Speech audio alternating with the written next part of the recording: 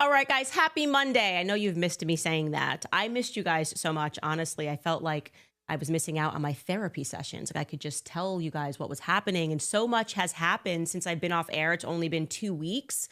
I could be telling you anything. I love the live chat right now. The people that are guessing. One person has already is guessing that I'm already pregnant again, but I did have a baby in the past 2 weeks. Also, somebody tried to kill me, in case you missed that. Imagine me being contacted by the FBI. I also had the Department of Child Services come to my door because I refused vaccines in the hospital and left the hospital early, whatever that means. The baby is mine. And of course, Ye dropped a new song while I was gone. And that is putting it mildly. And I'm very disappointed in how catchy the tune is. Really, I find myself just humming along. But today, I'm only back for a brief special announcement, something that I've been working on for about 2 years. You guys know that. It's an interview. And here is the trailer for that interview. So without any further ado. I did not commit these crimes. I swear that before God and the people watching now and on my family. The people who support me are scared to talk. They are frightened to death that they're going to be canceled. What I always found to be problematic about the Me Too movement from the beginning, we're conflating he made a pass at me and I didn't like it with rape. It's a complete fabrication about my relationship with Gwyneth. I didn't put my hand on her. I didn't touch her. I definitely made a pass. Ashley Judd's claims are ridiculous. I settled with Rose McGowan. I gave her $100,000. Don't tell my wife. Don't get me in trouble. It's all conflated, and it's all led to the idea that I am going to be the one they persecute. They broke me. They broke me in half. There's just so much when you read the transcripts that defy common sense for me. I've asked to have lie detector tests brought into the prison. So I know they're not admissible, but I want the world to know. To be honest with you, I think a lot of people are going to hear this conversation. Candace, you know, one thing I can tell you is this is going to explode. And an explosion it definitely will be. It is, I'm just going to tell you, it's an unbelievable conversation. And I feel personally that this entire year has been about the undoing of Hollywood. Like we're just recognizing that Hollywood is Babylon, biblically speaking. Celebrities are being exposed for who they actually are. Our eyes have been awakened to the truth. And I can guarantee you that this interview will fire another shot into the heart of the beast. You know, a lot of people, it's easy. When somebody's going down, step on their head while they're drowning. Say what you want to say. It doesn't matter. He's going to prison. And then that person gets a voice. Harvey has not spoken in 8 years. I mean, this is his first on-camera interview in 8 years. So much has been said about him, but he hasn't spoken for himself. And he now is going to. Now, you're probably asking where you can watch. Well, I'll tell you in just a second. But first, welcome to the grand finale of Harvey Speaks.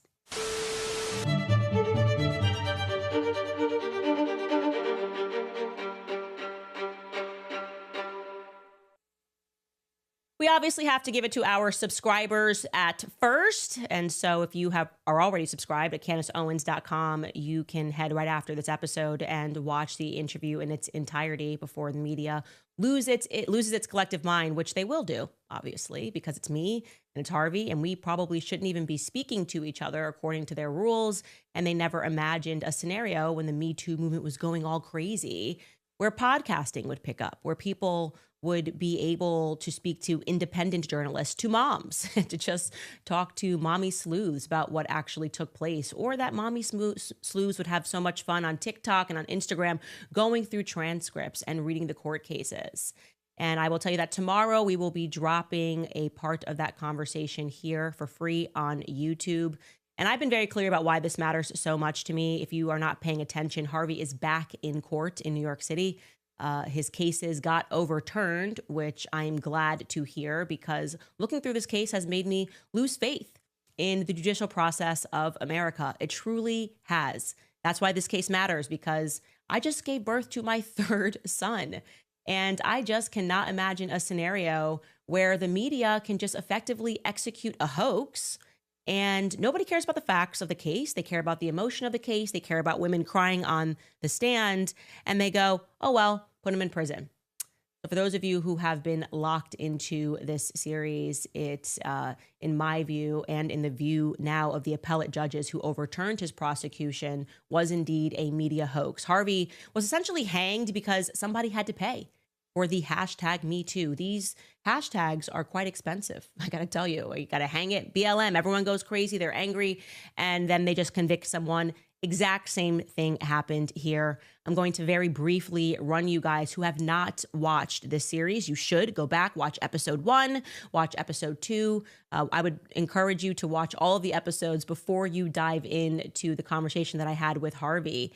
But I'm going to very briefly run you through the absurdity of the New York cases that initially put him into prison before telling you the most absurd story ever about his trial in Los Angeles. That one is just, I am beyond myself. Every time I look through the facts of this case and realize that he says, I don't know this person.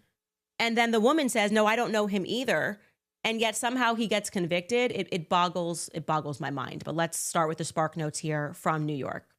Like I said, you can go back and watch the first episode. But Miriam Halei, also known as Mimi, is the individual that put Harvey away for 20 years. The best way to quickly remember her story, which I want to be clear, I do not believe Mimi at all. I do not believe her even 1%. I'm always honest with you. I've looked into this case.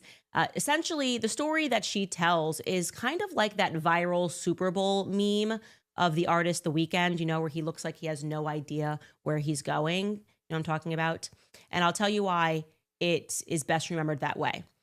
In short, Mimi met Harvey at the Cannes Film Festival. Okay, she went up to his hotel at that time. She claimed to be horrified by him already having made a pass at her. And she was so horrified by what happened at the Cannes Film Festival that, and the emails reveal this, she immediately thereafter reaches out to his office, the Weinstein Company, and secures herself an internship at his company, working as a production assistant for Project Runway.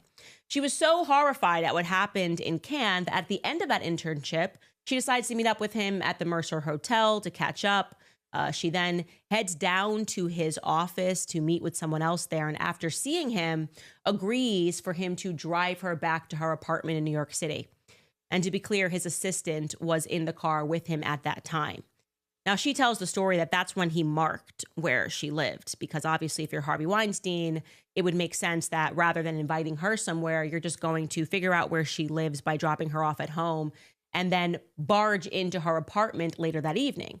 And that's what she says happened. He barged into her apartment. Well, first he rang the doorbell and she had to obviously physically open the door, which the court transcripts show. But then once he gets in through that door and in through a second secure door, which she doesn't really remember how he did that, he then instantly knew which apartment was hers. He just took a lucky guess. He was wandering around the apartment and somehow figured out on the floor which exact apartment was hers. She's unclear on the details. She's iffy on the details. What you find when you read these court transcripts is that when these young women get into a hiccup, when they come across a hiccup and they can't really explain why something makes no sense, they just start crying harder. They need breaks, you know, they need water breaks. They're overcome with emotion suddenly when something they say makes no sense. Okay. Now, you would think after that she would have gone to the police. Of course, that's not what happened. Just a few days beyond there, she alleges that he, again, and she was so upset with herself, got into a predicament where Harvey again assaulted her, this time in a hotel room, which was his. So she went into his hotel room upon invite, and she says she was going, to address him about what had happened earlier, but instead was assaulted again. And after that assault, Mimi, like all the women involved, magically get tickets and red carpet premiere events. Harvey is able to pay for their flights, sometimes to Los Angeles, sometimes to London. Mimi keeps up this relationship with Harvey Weinstein spanning years, by the way. I want to be clear, spanning years. And it is shown via the emails that she ends emails, Harvey, XOXO, love, Mimi. Here's one of these emails, peace and love, Miriam. She signs off. In each email, she's asking him for a favor. She's asking him for a part. She's asking him for an audition. She's asking him for tickets. And in this one, she's asking him or telling him that her cat needs feeding. Okay, let's pull that up again. Dear Harvey, I haven't seen you in so long. How are you? Listen, I'm saving up to become a Kundalini yoga teacher, and I just wanted to announce myself available for work. If you happen to, by any chance, have anything shooting in London, I'll be a runner, whatever. I'd really appreciate any leads. My cat needs feeding. It's just a strange thing to put in an email, okay? Either way, hope you're super well. Peace and love, Miriam. Okay? Again, I'm just giving you a sample here of how these women emailed Harvey after their alleged assaults, and when they can't explain why they would do that. If all else fails, cry. Cry, cry, cry, cry, cry. Jessica Mann, of course, is the second young woman who put Harvey into prison for just a couple of years, this time for actual rape. And you'll recall that I've had correspondences with Jessica Mann since she did a whole series on her Instagram about me picking up this Harvey story. When I said, I'm happy to host you on this podcast to tell your story, she suddenly didn't want to do that. And maybe it's because, and as I said to her, your emails are quite telling. If you think that, she said, oh, you agree that there's more that could be added that's off email. I'm like, sure, present it to me and I will present it to the public. I have no horse in this race. I'm just looking at the facts, and factually speaking, Jessica Mann, after her alleged assault, had her friends testify against her who were at breakfast with her and Harvey the morning after, who said she was in great spirits. Not only was she in great spirits after her alleged assault by Harvey, but she changed her flight so that she could stay with Harvey an additional night. She was supposed to fly out with her friend who testified against her. She was in town with her friend who testified against her. They were going to see Wicked together on his dime. She was staying in his hotel room, and he testified that she seemed to be in great form, in such great form after her alleged assault that she changed her flight to stay with Harvey. That seems like a strange thing to do after you are raped or sexually assaulted. But what do I know? I'm just putting the pieces together that are common sense. And nobody sent Harvey more emails than Jessica Mann, more loving emails. Her friends testified that she said he was like a mentor. She wrote in an email to her boyfriend years later that Harvey reminded her of her father, that she perceived him as a mentor. According to her, she loved Harvey, according to her emails, so much so that she took her mother to meet Harvey. That is, to me, the craziest part of the Jessica Mann case. I don't care what you want to tell me about how women deal with things, okay? To try to convince me that you would survive a rape and then months later, years later, take your mom to meet your rapist willfully. You're not in a corner. You don't have to answer an email. He reaches out. You say, I'm with my mom. Can I bring my mom for us to get drinks? I mean, pull up this email. I don't want to misquote her. I want to, the email between Jessica Mann, he writes to her on July 29th, 2014. So again, this is after her assault. I will be in LA tomorrow. Are you free around 9:30 for a drink? All my best, Harvey. She responds, it would be great to see you. However, my mother would be with me if we stopped by. She is here till Thursday afternoon. I have Thursday evening free so far.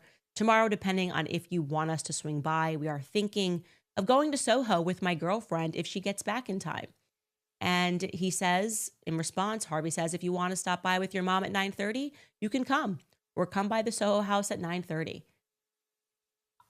I could be wrong here, but I think Jessica Mann would be the potentially first person ever to introduce their mother to their alleged rapist after their rape, and to carry on this relationship, which went on for years. Again, these young women were not like 19 years old when we say young women, okay?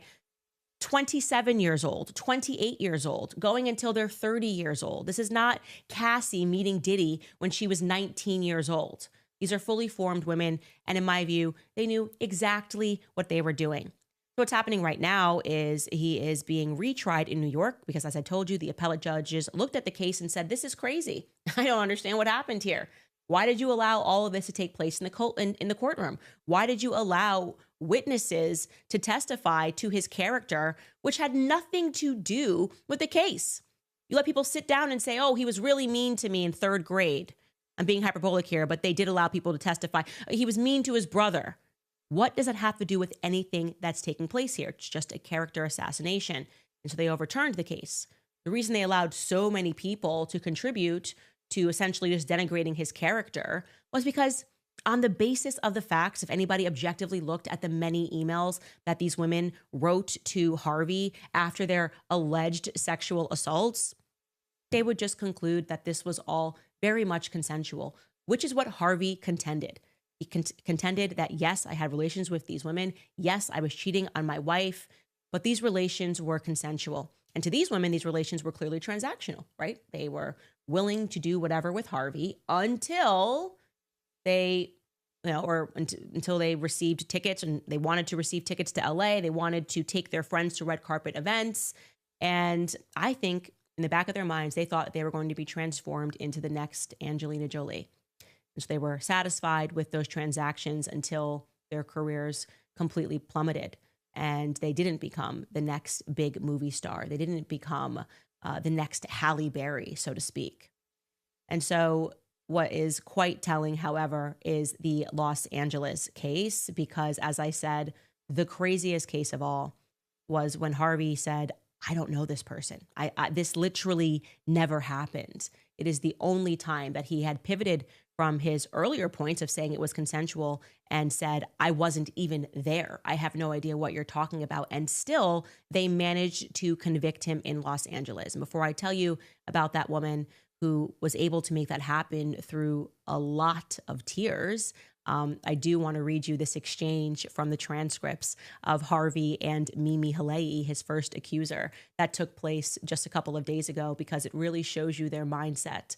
He is outwardly asking Mimi, his lawyer is asking her, why didn't you tell the press when you went on these press tours and you cried and you said what happened? Why didn't you tell them about your many correspondences with Harvey Weinstein? We can take a look at this transcript. He is asking, and Skylar, I'm going to take them to the bottom of page 733. He says, but you didn't mention, again, this is the lawyer questioning her, cross-examining her. You didn't mention on any of those press appearances that you had an encounter with Mr. Weinstein in the Tribeca Grand Hotel a week later after the July 10th incident, right? She answers, correct. You did not mention that Mr. Weinstein paid for your flight to Los Angeles. She says, correct. He says, you did not mention that he paid for your flight to London. She says, correct. He says, you did not mention that you met him in a hotel room in the Claridge's Hotel in London of October of 2006. She answers, no, I did not mention those things. He says, you did not mention that you were desperate to see him and talk to him in February of 2007 when you reached out to his assistant asking to get FaceTime with him. FaceTime? Sorry, there was no FaceTime. He says, when you were asking, am I going to be able to see Mr. Weinstein? She says, yes, with regards to working projects. You did not tell the public that information, right? She answers, no. You did not mention that you continued to have friendly emails with him in 2007, right? She says, I did not. You did not mention your friendly emails with him in 2008. She answers, correct. You did not mention your friendly emails in 2009. She answers, correct. You did not mention that you told Harvey Weinstein if he invested in your project, you would love him forever and ever, did you? I did not. You told the press only part of the story, correct? And she answers, I told the part that was relevant to what I was trying to share. And he says, right, exactly. That's what I'm asking. So she's essentially, in my view, admitting to lying by omission. Because again, this is why I call it a media hoax. When you give people just little tidbits and you don't present the full picture, it can lead them to the wrong conclusions. And if they had read her emails and the press had responsibly reported on her emails, or at least pushed back at her during these press conferences and says, hey, what about this email? What is this? You had a relationship with him, or if they reported on it, everybody would have said, this looks to me like I don't know, an arrangement, a transactional a relationship to be sure. And again, I don't think Harvey Weinstein is a moral man. I just also do not believe that he is a rapist. And I certainly do not view these women as moral women. Before I tell you about the LA case, guys, I first want to tell you about Noland. That is spelled G-N-O-Land. You would think a world where your data's locked into big tech's vault, your voice is being drowned out by the algorithm, and your ideas are being scraped, monetized, and buried would be a thing of the past, but it's not. It happens every day. No.land is a blockchain-powered rebellion disguised as a novel multi-user operating system. This isn't just tech, it's the Logoverse, a universe where you hold the keys.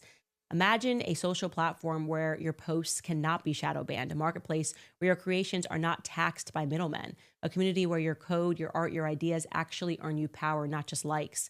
Built on the intuitive no language, Noland flips the script on censorship, control, and extractive platforms. It's not just a blockchain, it's a full-blown operating system for digital communities where developers collaborate like a jazz band, live and on-chain, improvising governance, apps, and economies in real time. So if you'd like to learn more about that today, you can head to gno.land/Candace. That's gno.land/Candace. Also telling you about Just Thrive. One of the biggest health secrets not talked about is that everything starts in your gut. Every day your gut is fighting a silent war against processed foods, work stress, and toxins in the air that you breathe. When your gut's in trouble, your whole body feels it. Most people are spending money on probiotics that don't even work. Up to 99% of traditional brands die in your stomach acid before they reach your gut. You might as well flush them down the drain. That's what makes Just Thrive spore-based probiotic completely different. Just Thrive is the only probiotic clinically proven to arrive 100% alive in your gut. It does something that no other probiotic can. It turns your gut into an antioxidant factory, creating protective compounds exactly where you need them most. For you, that means better digestion, healthy immunity, more energy, and easy weight management. Just Thrive probiotic comes in a capsule of a berry or a flavored gummy, so there's an option for everyone in the family. For over a decade, Just Thrive has been fighting to make Americans healthy again with science-backed solutions that you can trust, from their award-winning probiotic to their full line of gut immune and brain health supplements. If you'd like to join the gut health revolution and take your control of your health today, you can visit justthrivehealth.com and you'll save 20% if you use promo code Candace. You can see the difference yourself, or you will get a full product refund with no questions asked. You can take control today with Just Thrive. Again, that's justthrivehealth.com with promo code Candace. Okay, the Los Angeles case, in my opinion, is the most egregious in terms of a miscarriage of justice. It leads me to believe that the courts are just irreparably corrupted, plausibly being run by gangs. You know, we see the movies and people go up to judges and make them do things. That's what reading through what happened to Harvey in Los Angeles makes me believe. It's the only thing that would possibly make sense. It is the oddest story of all because, again, like I told you, Harvey, for all of his many, many faults, has pretty much owned up to having relations with many of the women who have accused him. Consensual relations. Yes, I made a pass at her. I did this. I did that. You're going to see that if you watch the interview. He's very open about what his relations were with virtually each and every one of his accusers, which is why this case in Los Angeles is a strange departure. Because he claims that he had no relations with this actress, that he was not even there at the time of the alleged assault at the Mr. C's hotel in Los Angeles.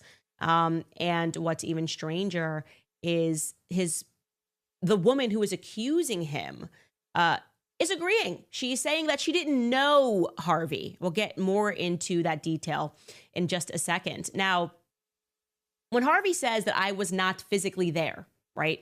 That to me should just be, okay, it's over, no questions asked, because we can prove that he was not there. It should be something simple to prove. I don't know, cell phone data.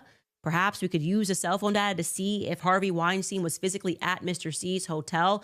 Oh, the judge actually didn't allow it when they tried to subpoena the cell phone data from his accuser, because they also made the allegation that that woman was not even there. A judge said, no, actually, you are not allowed to do that. So let me tell you about his accuser. Harvey's accuser is a Russian actress named Evgenia Chernyshova. So that would be like Eugenia in English. She's Russian, so it's Evgenia. And she, of course, went by Jane Doe all throughout the trial. And then she kind of announced herself with a colorful profile in the Hollywood Reporter after Harvey was sentenced. Like, now I'm ready to be famous for putting Harvey Weinstein away. The judge sentenced Harvey to 16 years for forcible rape, forcible oral copulation, and penetration by a foreign object. Okay? Like I said, this was nothing like the others. All of these allegations were just absurd. And I should mention, by the way, that even if all of it had happened, which I do not believe, then that would follow a long line of allegations of abuse that were made by Evgenia. Because before her 2013 assault, which she claimed happened from Harvey Weinstein, she had claimed, according to a former boyfriend of hers, that 6 years earlier in 2007, she was assaulted by a boyfriend, which left her hospitalized. She claimed that she suffered PTSD since that incident. She claimed in 2010 that the owner of the Tuscan Football Club dragged her by her hair and beat her and then bought her a new Bentley. She claimed in 2011 that to friends of hers that there was a powerful man in Moscow named Arthur who put her up in a suite at the Ritz Hotel in Moscow and then dragged her into the bathroom, grabbed her by her hair at the airport, and assaulted her. And she had also made previous claims against the father of her child, that he similarly dragged her by her hair and sexually assaulted her. And most recently, she had made an allegation that on a trip to Russia, she was assaulted again by someone who pointed a gun and dragged her by her hair. So this kind of repeat allegation of her being dragged by her hair. I find it to be very interesting and very compelling. Now, when it comes to her allegations about what Harvey Weinstein did to her in particular, the story takes place in 2013. And she was in town in Los Angeles for the Italian Film Festival.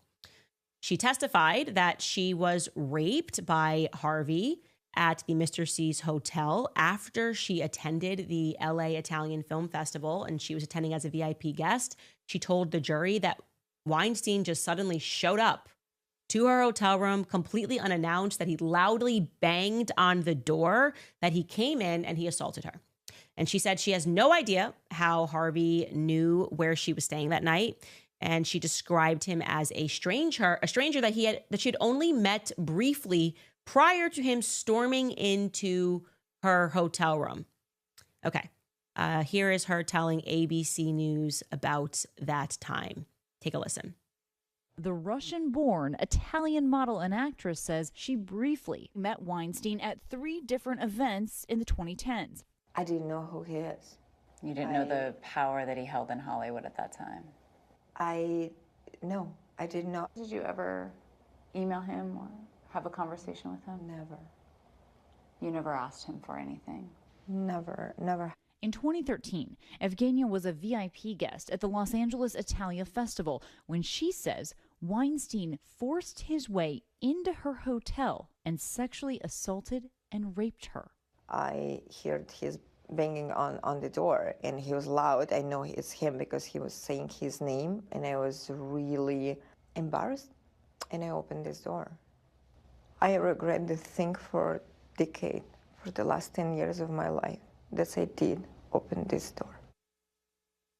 Now, to be clear, Harvey was not staying at Mr. C's. He was staying at the Peninsula. Again, he maintains that this just never happened. And she can't answer how or why it happened. She just got a bang on the door. She doesn't know why Harvey Weinstein even knew that she was staying at that room. And oddly, the room was not booked under her name. So if you're thinking this is like, oh, he's so powerful, he just called up and said, where is this actress that I saw across the room who I don't know, and she doesn't know me. I just saw her and she's so attractive that I'd like to break into her room and rape her. And they just said, yes, right this way, Mr. Weinstein. No, because the hotel wasn't booked under her name. She used an alias, Leonore, which I believe is her daughter's name or one of her daughter's name. So this is another one of these things where we're supposed to believe that Harvey just has incredible radar, that you could see him at an event, and he will just know where you live, and he will wander through the hallways of even a hotel that you're staying at until he breaks into your hotel room, or actually knocks on the door of your hotel room, and then you let him in, and then he says, I'm Harvey Weinstein, okay? Now, while testifying about this incident, Evgenia made a reference to what Harvey forced her to do, this very dramatic rape scene. And oddly, she referenced Harvey's testicles as a part of the story. Now, for those of you who have been following the series, you know that that's not possible because Harvey doesn't have any testicles. He got gangrene in the 1990s and had to have them sewn into his thighs. But don't worry, once this mistake was made, Evgenia had a reason for why. Oh, Russian is my first language. When I was saying balls on the stand, I meant something else. I just messed that part up. So she messed it up in a very big way. But like I said, the judge very clearly had something against Harvey. Who cares, right? Who cares? Now, it might have also been relevant that earlier that day, she had sent some very sexually explicit messages to Pascal Vicedomini. That was the organizer of the Italian festival, who she very clearly had some sort of a relationship with. But of course, the courts did not allow the jury to consider those messages. So the rape that she alleges happened took place on February 6th. On February 17th, 2013. Leading up to that, she was messaging with the person who was throwing on this event, this Italian festival. First, on February 6th, she wrote to Pascal, tomorrow is your birthday. Sleep with me. I'll be coming to LA next week. Pascal writes back, yes, I'm going to the Grammys. Cool. Then I'll wish you a happy birthday tomorrow. I need your beautiful mouth now. And then she writes back, I think I know how to help you. Okay. And then he writes back, I was thinking exactly that. You know me too well. Then on the day of the alleged assault leading up to it, February 17th, she wrote to him at 1:35 p.m., I'm waiting for you. And he writes, on my way, love. And then she writes, hurry up. There's a surprise waiting for you. You would think this would be very relevant, what she was doing on the day leading up to this alleged assault that Harvey says he wasn't even in the hotel for. And like I said, the judge said, we just will not allow the jury to see these explicit sexual messages. Harvey's team believed that she was out with Pascal that night, and that would certainly make sense. They definitely do not believe that she was at Mr. C's hotel, and I'll tell you why. And this is really the craziest part of the story.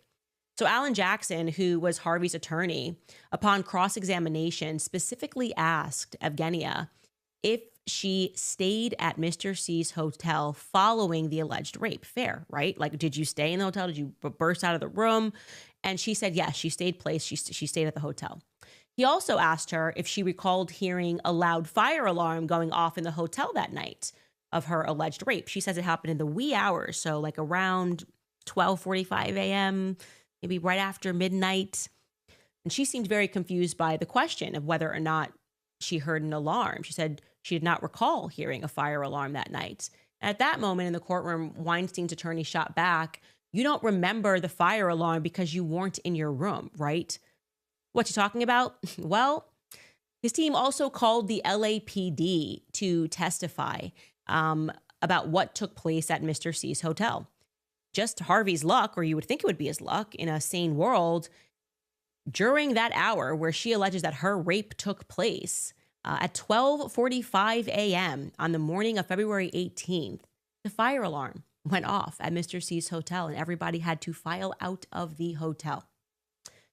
She has no recollection of that fire alarm having ever took place. She didn't remember the fire alarm, and the following morning, she did not choose to go to the police. She stayed put and instead chose to have breakfast at the hotel. She also, the receipts show, had dinner at the hotel. In fact, she ended up staying at that hotel with her friend through to March 1st. The records show that she ordered many meals, dry cleaning. She went out to many events thereafter. She complained about the Wi-Fi at the hotel. In fact, Evgenia did not make time to go to the police until 4 years after this alleged incident, 4.5 years after this alleged rape. And her timing is a bit suspicious, if you ask me, because she decided to go shortly after the New York Times published the first story regarding the Harvey Weinstein allegations. She up and went to the police station on October 19th, 2017. The New York Times had published their first piece on October 5th, 2017. Remarkable timing, exactly 2 weeks after they broke the first story regarding the Weinstein allegations. Now, in case you're thinking, okay, she sounds guilty as sin, and I'm not believing that Harvey Weinstein was even there that night since she doesn't remember the alarm, and she also said he had balls, well, you'd be wrong because she has an explanation for why she waited 4.5 years. And here's what she told ABC News. When her daughter's own traumatic experience prompted her to finally speak out. I was sexually assaulted and terrified at the moment. I was only 15. I convinced her to go to the police and we make a deal. I promise her that I will go to the police. Maria did go to the police and received a temporary restraining order against her alleged perpetrator. Evgenia also went to the police, and on January 6th of 2020, Los Angeles County prosecutors charged Weinstein with rape and sexual battery in connection to Evgenia and another Jane Doe. Got it, guys? So what happened was she didn't do anything. She enjoyed her time out in LA after that. She also went to Malibu after that, which we'll do a deep dive in a timeline when he goes back for his retrial in Los Angeles. But she wasn't motivated to do anything about this rape until her daughter had some assault happen to her. And it just happened to be the unique timing of when the New York Times came out with these allegations. And then she went to the police with no evidence, obviously, because Harvey still maintains that he was not even at that hotel and he doesn't know this woman. Maybe he met her briefly a few times, but it is quite a defense. I wasn't there. I don't know her. Please allow me to get her phone records so I can show you that she was not even there, that she was likely out with this guy, Pascal. Judge, no, I'm sorry. You're guilty. And you want to know why you're guilty? Because she's crying, and she's crying a lot, and she's crying on the stand. She's talking about her daughter. And so what if she can't even describe your private parts? So what if she's actually so wrong on your private parts that the parts that she is describing don't even exist? Don't you see her tears? Genuinely, I think that woman is going to burn in hell. I'm just going to be honest. When I looked through everything, I was like, this is so egregious that any person that allowed this to happen, any person in the courtroom that was complicit in this, and once again, of course, the courtroom invited everybody to testify. He took my lunch money when I was in 3rd grade. He's a bad guy, Your Honor. Jury, he's a real bad guy. He punched his brother, and him and his brother got into a fight when they were 8 years old. He's a bad guy. Yeah, in the absence of evidence, bring in a bunch of people who have quarrels with you over the year and allow them to testify to your behavior. And by the way, those people who were testifying about what a mean boss he was or how he argued with his brother, they were probably telling the truth. That has nothing to do with an allegation of rape. Without even placing him at Mr. C's hotel, they convicted Harvey Weinstein. 16 years in Los Angeles. What is that about? That's about a social movement called Me Too. And like I said, Harvey Weinstein was hanged on the hashtag Me Too. There was no evidence here that if I was a jury person, if I was on the jury, that I would have convicted him with. There was absolutely none, all emotion. Anyways, you guys, before I get into reading some of your live comments, obviously I have to keep today's episode short because I've got to continue to feed my son. I want to tell you about Paleo Valley. I've been really loving Paleo Valley. I've been eating their beef sticks. They are phenomenal. I actually have one here. I'm not going to make the noise here, but the jalapeno one is delicious. When you're craving a snack and you want to make sure that it's healthy, Paleo Valley is the way to go. They make sure that their meat sticks are made with 100% grass-fed beef that is sourced from small-scale regenerative American farms, so you can feel good about what you're eating and what you're supporting. They've stripped out all the junk. There's no preservatives, gluten, soy. There's no sugar, dairy, or GMOs. There's just clean, nutrient-dense fuel, the way that food was meant to be. Whether you're road tripping, working late, or running around with the kids, these sticks deliver high-protein energy without the crash. So whether you're keto, paleo, carnivore, it doesn't matter. Paleo Valley will work with your lifestyle, not against it. They come in 5 bold flavors: original, jalapeno, that's my favorite, summer sausage, garlic summer sausage, and teriyaki. So there's something for everyone. With over 55 million beef sticks sold, Paleo Valley is trusted, proven, and backed by a 60-day money-back guarantee. So right now you'll get 20% off your first order at paleovalley.com/Candace if you use code Candace at checkout. That's paleovalley.com/Candace, promo code Candace at checkout. Then there's Fatty 15, which I want to remind you about. It's pretty simple. Essential nutrients keep our cells healthy, which keeps us healthy. Studies show that C15 works by strengthening our cells, improving our mitochondrial function, and protecting us against damaging free radicals. The result: better long-term metabolic, liver, and heart health. Fatty 15 is a science-backed, award-winning, and pure C15 supplement. By replenishing our cells with that essential C15 nutrient, Fatty 15 effectively repairs our cells and restores our long-term health. Fatty 15 has 3 times more cellular benefits than omega-3 or fish oil. This functionality leads to a myriad of exciting benefits now and as we get older, namely improved metabolic, liver and heart health, smoother functioning joints, deeper sleep, and healthier hair, skin, and nails. Very essential. It comes in a reusable glass jar, and refill capsules are shipped to your door quarterly in pouches that are made from recycled materials. Fatty 15 is on a mission to replenish your C15 levels and restore your long-term health. You can get additional 15% off their 90-day subscription starter kit by going to fatty15.com/Candace and using code Candace at checkout. That's fatty15.com/Candace with promo code Candace at checkout. All right, guys, going to look at some of your comments, but I think we should show the Harvey trailer one more time because this interview is completely explosive. Hollywood is going to burn. All right, take a listen. I did not commit these crimes. I swear that before God and the people watching now and on my family. The people who support me are scared to talk. They are frightened to death that they're going to be canceled. What I always found to be problematic about the Me Too movement from the beginning, we're conflating he made a pass at me and I didn't like it with rape. It's a complete fabrication about my relationship with Gwyneth. I didn't put my hand on her. I didn't touch her. I definitely made a pass. Ashley Judd's claims are ridiculous. I settled with Rose McGowan. I gave her $100,000. Don't tell my wife. Don't get me in trouble. It's all conflated, and it's all led to the idea that I am going to be the one they persecute. They broke me. They broke me in half. There's just so much when you read the transcripts that defy common sense for me. I've asked to have lie detector tests brought into the prison. So I know they're not admissible, but I want the world to know. To be honest with you, I think a lot of people are going to hear this conversation. Candace, you know, one thing I can tell you is this is going to explode.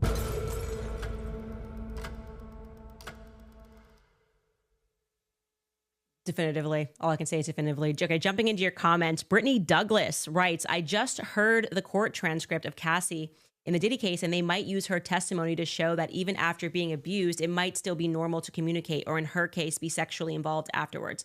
I have a lot of feelings about that case that's playing out. It's a really hard case to compartmentalize different elements. First and foremost, he, without question, I mean, is obviously very guilty of abusing her. We got to watch the domestic abuse on camera. And so that's one element that we have completely confirmed.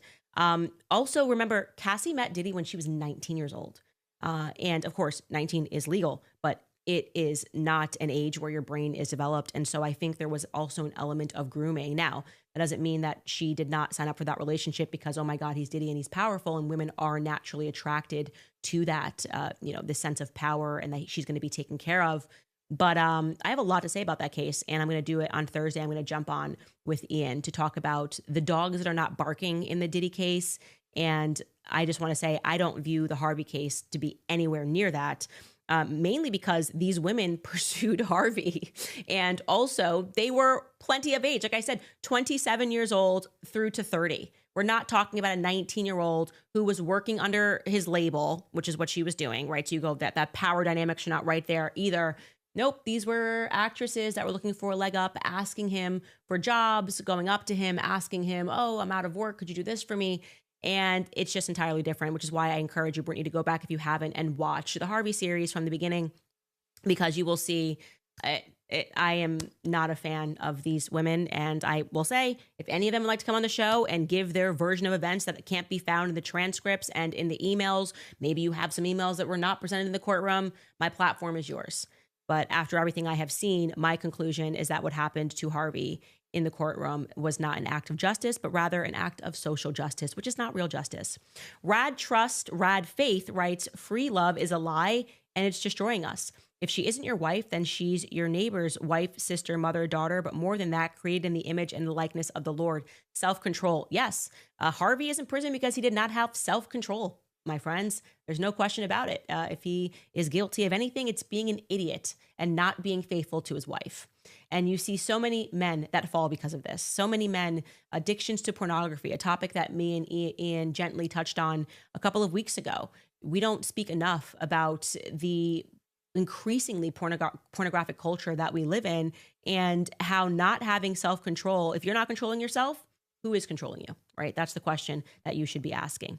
Jeremiah writes, I'm quite a recent convert to Catholicism from being a Pentecostal Protestant. This was my first conclave. Let's pray for our Father. I am feeling remarkably optimistic. And I think that's because my husband has been optimistic. And thus far, the Pope hasn't done anything that has signaled that he is anything other than a true believer. So we do need to keep the prayers, and Habemus Papam. We have a Pope Candace, Jeremiah writes. Army Sniper writes, as a victim of false accusations by a woman that almost cost me my career, you are amazing to do this. I got lucky, but many do not. That is absolutely true. It ruins men's lives. I think that if a woman is allowed to file as a Jane Doe, then the man should be kept as a John Doe. Someone offered that in the comments recently, and I thought it was brilliant. I agree. I now think that. I believe that. They should be kept as a John Doe until they're proven guilty. Why should a man's life get ruined in the press or get ruined because you can research a case and you don't even know if the woman is telling the truth? And sometimes even when the woman's not telling the truth, a man's life is still ruined, which is the reason that Harvey Weinstein is in prison, in my view. Black Fatigue writes, welcome back. Ian was a good substitute teacher while you were gone. Is it likely that she was describing her consensual sexcapade with Pascal that night and simply used Harvey's name to support her lie of the event? I think this woman has a very steep history of lying. I think she is insane. And I'm not sure what she was thinking, but I do know that that is the case that I am most looking forward to following. Because it just is so ridiculous. Not a single shred of evidence that Harvey was even there. Think about that he was even there. And they convicted him. It's because she cried in court. That's just completely crazy. And they say women have no power. Allie writes, we miss you. Congratulations on your beautiful new baby. Thank you so much, Allie. Sarah writes, I have 3 kids and was a zombie the first few weeks with all of them so big. Kudos to you, Candace. Trust me, I was definitely in that mode. You know, the first couple of weeks are really hard as with a newborn, especially if you're exclusively breastfeeding. You're just exhausted. I'm exhausted right now. I think our body's just going to a rhythm where you're just like, you're not going to sleep. So just keep going. But I'll talk more about that. I'm definitely going to do an episode on my birth story, which you guys are going to love. Leading up to it, women always love a good birth story. Like, what were the signs you were going to go into labor? I have a very hilarious birth story that has everything to do with muffins and Walmart. And I can't wait to share that with you. We'll probably record it and I'll release it maybe next week while it's fresh in my mind, because I don't want to forget anything. And then, of course, I have to tell you about the DOJ and the craziness. I saw people in the chat going, what did I miss? Yeah, look that up. Yeah, someone tried to murder me. Seriously, like was plotting to murder me in a group chat with 40 other people. And I don't know their names, but because they allegedly didn't respond to him. But I would be more comfortable if I knew their names. And he's been arrested and he has pled guilty. So, yeah, the FBI got in on his communications and him plotting to murder me. So you guys are like, I'm so worried about your safety. You maybe had a reason to be worried about my safety. He was going to murder me over my Piers Morgan interview with Rabbi Shmuley. Like that was his reason for wanting to murder me. Completely crazy. Anyways, last person who asked that, who tried to kill you, was it Ryan Reynolds? No, it was not Ryan Reynolds. But yeah, you can look that up. It was in the press, and I will tell you way more about that when I'm on air more. Speaking of Ryan Reynolds, I will definitely be back to speak to you tomorrow very briefly about the Taylor Swift move. I could not believe it. Taylor Swift teaming up with Justin Baldoni and giving the press what they need to know about Blake Lively threatening her get her to come out. I have 10 years of text messages. Don't forget that I have 10 years of text messages to come out in support of her. Wild times. And nobody can do a breakdown on that and that entire dynamic and what actually forced Taylor Swift to come out other than me. So I'll be back tomorrow to give you guys that. But reminding you, if you would like to watch the Harvey Weinstein interview, if you want to be the first to watch that, CandaceOwens.com right now. It is completely live. And again, I'll be on later this week with Ian to speak about the Diddy case, the dogs that are not barking. You'll see me a lot this week. I'll be kind of making my way in this week, and then I'll be gone again for another 2 weeks. So I'll see you guys then.